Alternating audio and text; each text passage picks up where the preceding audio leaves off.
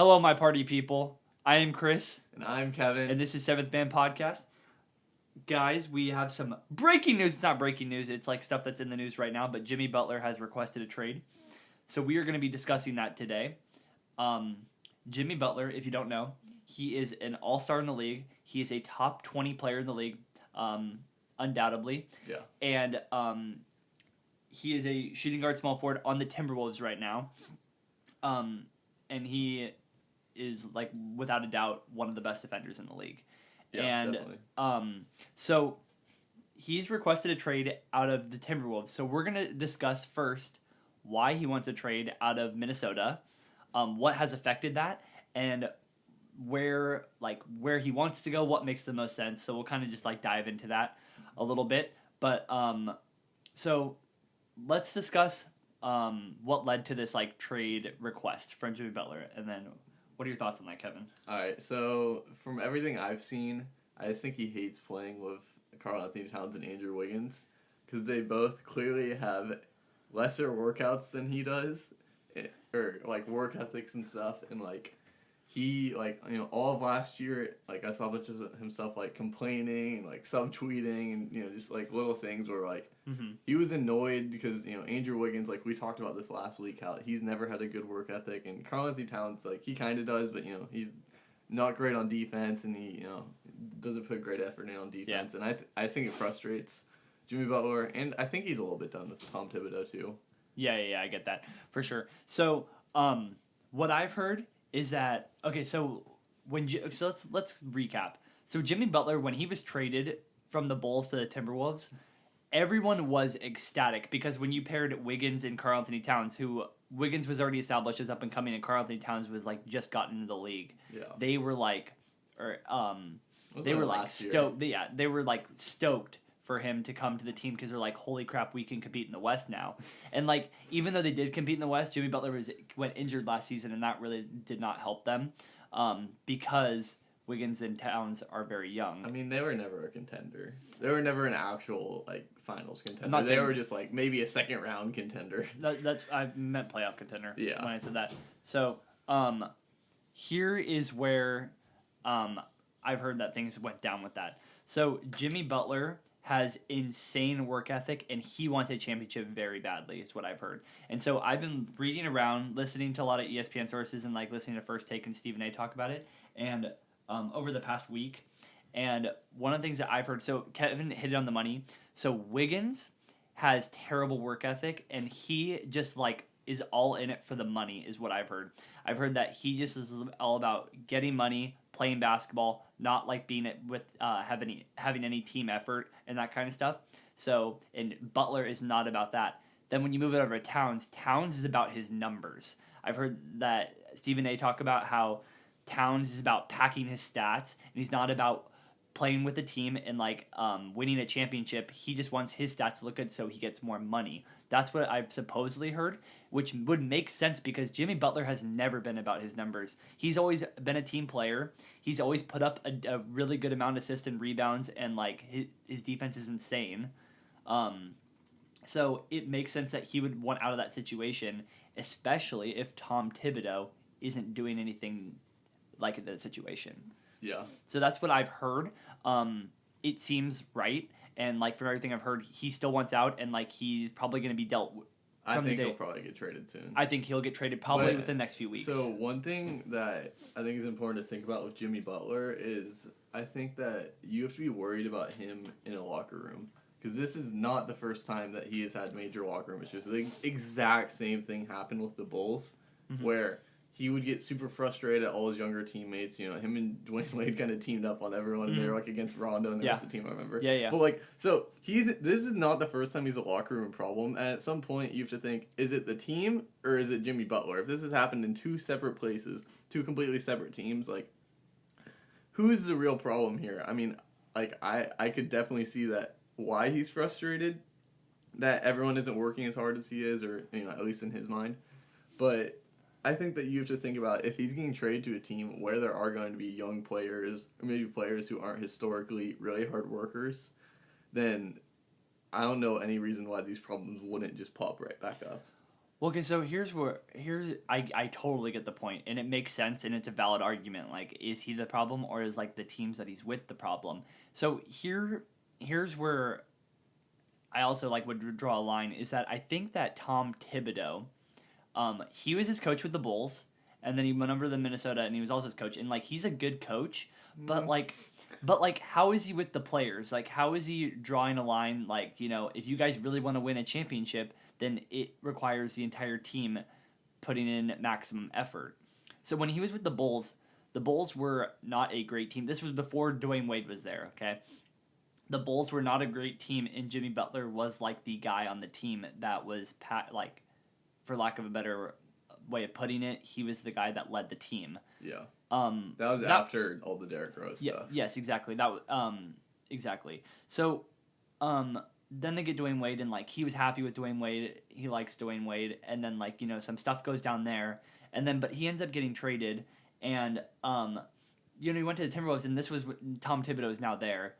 And it's kind of a similar situation. Mm-hmm. So you can also make an argument. I don't disagree with that it could be Jimmy Butler, that it could be just Tom Thibodeau and like his work style and work ethic with the players, which would also make sense, I guess. Tom Thibodeau wasn't the coach when all the stuff with Dwayne Wade went down. It was Fred Hoiberg. No. I'm talking about before. Oh, before. yeah. No, before that. Yeah.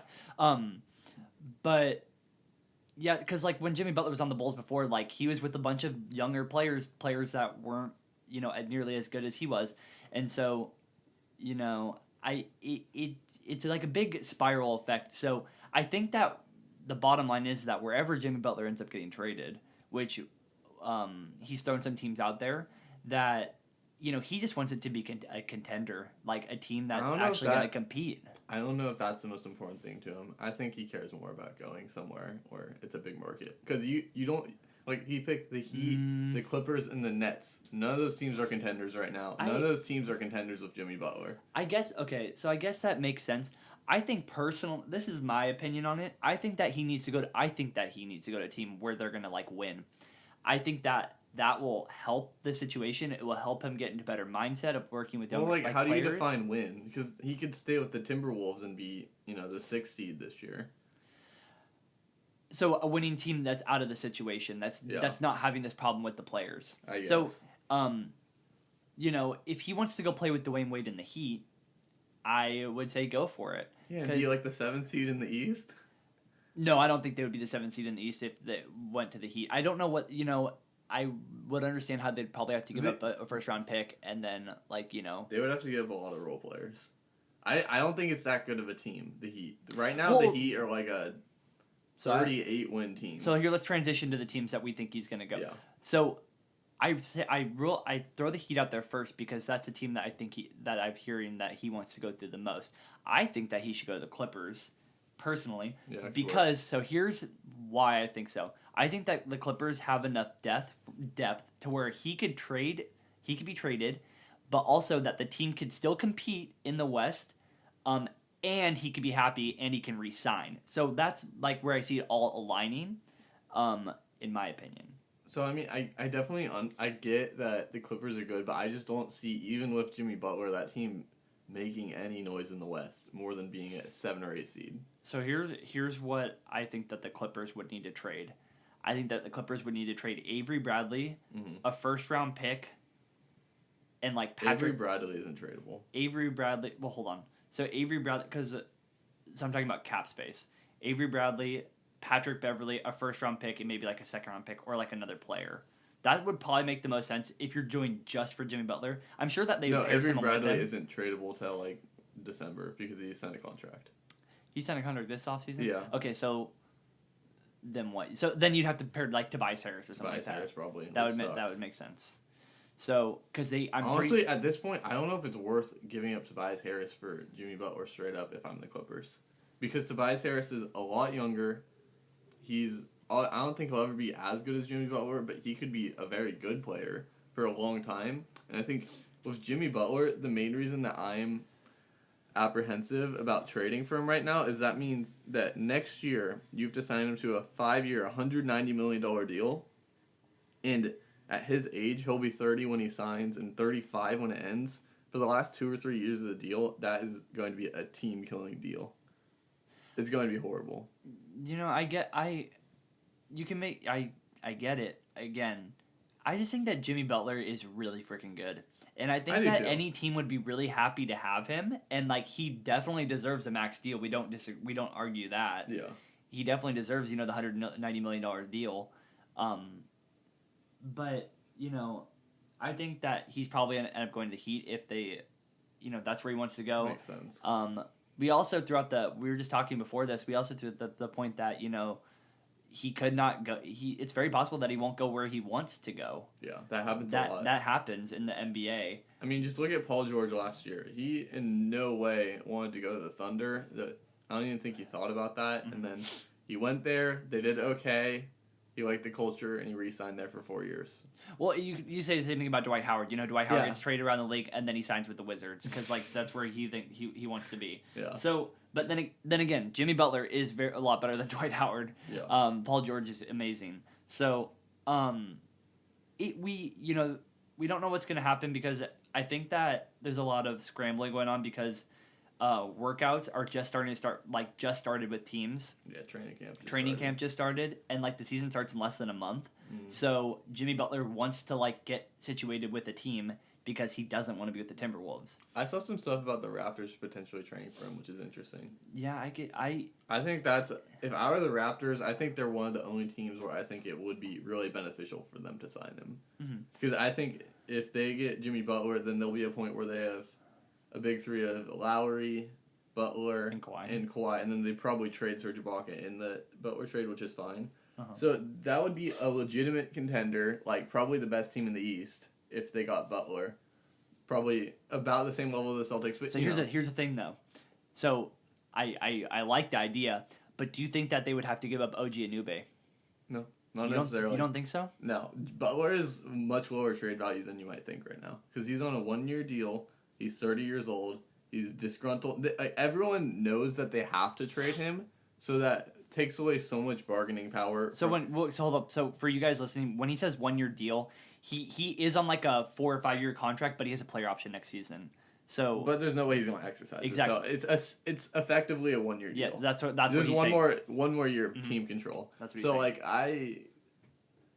I don't think his trade value is anywhere near it was when he got traded to the Timberwolves. I don't think the same kind of package will do. I think a package like Serge Ibaka, some filler player who doesn't have a lot of value, and a protected first-round pick will do it. So, yeah, the reason I throw OG Anunoby out there is because I think the Timberwolves would try to grab him. I think they would be very adamant because I think his value by himself is as high as Jimmy Butler right now. Do you think OG Anunoby is a value? I just think in terms, you have to factor in contract, age, and then what you have to sign Jimmy Butler to if you want to keep him next year. I think that age has something to do with it, but I think that the contract and that's the most important has more to offer, especially when the cap is fluctuating in the NBA. So you guys got to figure that in too. It's not just about Jimmy Butler wants to go play with the Miami Heat. No, you have to figure out the contract situation. If Jimmy will re-sign, that's probably the biggest argument. That's why when the trade with Kawhi happened, everyone's like, well, Toronto's really stupid. Didn't have everybody, but you have people saying, oh, Toronto's really fucking stupid because he's not going to re-sign next season. But, we don't know that. You don't know, it could happen. It could very well happen. So, another reason why I think that the Jimmy Butler and Kawhi, putting them together on the team is if the team really doesn't work, it just doesn't go well, then next year you're off scot-free. You have... you get a bunch of cap space for next year, and then you just start a rebuild for Toronto. And then if it goes well, then they'll want to stay. Yeah. Toronto, it's not like it's a small city. It's a big city. Players tend to like staying there once they get there. DeRozan loved it. Yeah. DeRozan really did love it there. A lot of the players that go to Toronto, once you go there and start winning, they'll want to stay. So if it's successful this year and, they make it maybe to the finals or, get a good run in the conference finals or something like that, then they could both resign, and then you have this core for the next 3 to 4 years. So I think it's a win-win if the Raptors can pull a trade surrounding Ibaka and a bunch of filler. So here's, I know we're throwing a lot out at you guys, but here's another thing that I think that we should also take into consideration is that Jimmy Butler opts out, okay, this next season. He uses his player option to opt out. And we look at this next year's draft, free agent class. Guys, this class is fucking stacked, okay?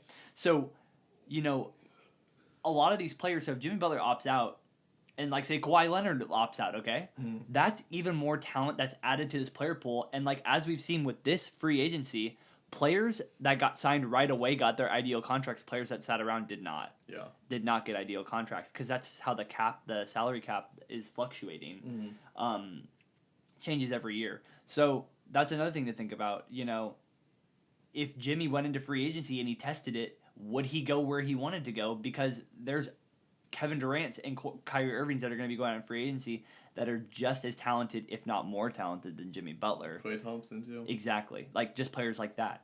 So that's another thing that Jimmy Butler has to think about. So all things to consider. One other thing on top, there has been rumors for a while that Jimmy Butler and Kyrie Irving want to team up together. I know. Which, who knows about that? Yeah, because that's just one more thing to think about. And I think the only place that makes sense is the Nets, because if they trade for Jimmy, then they could clear cap to sign Kyrie next year. And they're Kyrie's from Brooklyn. I don't know where Jimmy's from, but it doesn't really matter. Yeah. I'm sure Brooklyn was all exactly. the teams who want to play with. Exactly. So I think Brooklyn also has a reason. It makes a lot of sense for the future. Exactly. Because if Jimmy Butler says fuck it, I don't want to win this season. I just want a good future. Then the Nets. I think the Nets are a playoff team if they get Jimmy in the East. They could be an 8 seed. Depending on who they trade, but yeah. If they trade DeMar Carroll and every other team, trade D'Angelo Russell. And D'Angelo Russell and all them. Rondé Hollis Jefferson's a good player. I don't know if they trade him. Yeah, well, okay, whatever. The Nets are pretty ass, but oh my god, Jimmy Butler would hate D'Angelo Russell so much. They would not get along. No, they would not get along. So I want to look back at Jimmy Butler's resume too. So because I don't think Jimmy Butler gets a bad rep in the NBA. No. I think that Jimmy Butler is very understood as a great player. He was once the most improved player of the year. I don't know if he's won defensive player of the year. I think he has. No. But he should have. But I know he's made first All NBA teams. That's right. Defensive teams. But this guy. So here's another thing to consider. Okay, this is just with Jimmy Butler's playing style. When he's alongside Andrew Wiggins and Karl Anthony Towns on the floor, he was still able to put up. Still able to get his numbers. Yeah. He was still able to get efficiency. He was the first option, though. Yes, so it's good that he was the first option, but here, when you're on a team that has two very young, talented players that are ball efficient. I mean, ball sufficient. The player that need the ball in their hands to do stuff. That's not what Jimmy is, but that's Towns and Wiggins, and Jimmy Butler was still able to put up 20+ points a game, doing that, which is very something you guys should note, and we should all note. Hey, he's a stud. He could do this anywhere on a team. So I think an important thing for Jimmy Butler too is it would be good to have 3-point shooting around him, because that's his biggest weakness in his game is 3-point shooting. He's a good mid-range shooter. Yeah, he's really obviously good. He's awesome in everything else on offense. He's an amazing defender. But I think the one thing that in He's- terms of just he struggles with shooting team DeMar fit, DeRozan does. He's a little better. He's He's capable. better. I think He's he's a 33 or 34% 3-point shooter. So he can. It's not bad at all, But it's he's not. So I think that's just in terms of if you're looking at scheme fit or something of that sort, that's just the one thing to look at. Hopefully there's some kind of 3-point shooting around him. A team like the Sixers wouldn't be a good fit. Yeah, I get that. Well, it would be okay. But I think it'd be I'm sure the Sixers would take him. I bet they're one of the 20+ teams that made a call. Yeah. We'll offer you Rashawn Holmes. I don't even know if he's still on the Sixers. Probably not. I don't know. Furkan Korkmaz or whatever his name is. I don't know. Okay, well, so we threw a lot at you guys for this episode of the podcast, but we will definitely be back when we hear what team he ends up going to and what the trade was. We'll analyze it and let you know. I don't know if you want to talk about one more thing, because Kevin brought up the idea when we were thinking about ideas for this podcast. We were talking about the idea who won the Bulls Timberwolves trade that originally happened, and I feel like it's kind of obvious. I mean, obviously now it's the Bulls. Yeah, now it's the Bulls. But in the when you thought about the beginning, you were oh, the Timberwolves definitely won that trade. When it first happened, I'm it's a good deal for both sides. And I think, like, the rationale for the Timberwolves, like, I don't think it was a bad deal. Like, even though it didn't work out, I don't think that you could discount the original thought process. I think almost everyone was behind it when it originally happened. So I don't think you could, like, say, like, oh, that was a bad trade. No, I think it just didn't work out, which sucks. Mm-hmm. But I think that's an important distinction. That's a good way to put it. So, like, people shouldn't be like, oh, the Timberwolves really got screwed. Like, the result was bad, but the trade was fine. I think it was a fair trade. Mm-hmm. So I think that's just a good thing to remember. Yep, exactly. Exactly. Yeah, the Bulls made a really good trade at the time. The Bulls got a lot of value out of it, and like the Timberwolves got better. They got more experience under Jimmy Butler, like that kind of stuff. You know, so it's a win-win. They made the playoffs for the first time in like 10 or something years. Exactly, and now the Kings have the longest playoff streak. We're not gonna talk about that. But yes, so that's something to consider because, like, you know, Zach LaVine and Chris Dunn are over there, and Lauri Markkanen, you know, they're all on the Bulls right now, and like they're young talent, and like it's for real. So, you know, I think the Bulls really did make out in this situation as well as the Timberwolves. So that's the thing we want to hit on too, just like his last thought. But we will be back when we figure out what team Jimmy Butler goes to. We'll analyze that, get back to you guys. But other than that, you guys are loving that horny for Harry video. Yeah, the Harry Giles video. Keep giving it the views. Give this one the views too. But ring them bells. It's Christmas, bitches, as I always say. Yeah, make sure to subscribe. We're putting out a bunch of cool new videos. You know, we're doing this all year. Guys, I'm telling you, when the King season starts too, like, we will be fully invested. Like, we'll probably make videos and that kind of like actual videos where you can see our faces, because you guys don't know what we look like unless you're looking at our cover. You definitely do know what we look like, but whatever. I'm the one that's LeBron James in the corner. Literally, if they're watching the video right now, we're the not NBA players. No, I'm the NBA player. I'm Russell Westbrook. I'm Chase Budinger, whoever the fuck is on the thing. The white guy. Brian Scalabrine. Same thing. He's white Jesus white there. Mamba. Yeah, white Mamba. That's what it is. All right. We'll catch you guys. Enough rambling. We'll catch you guys next time. Later.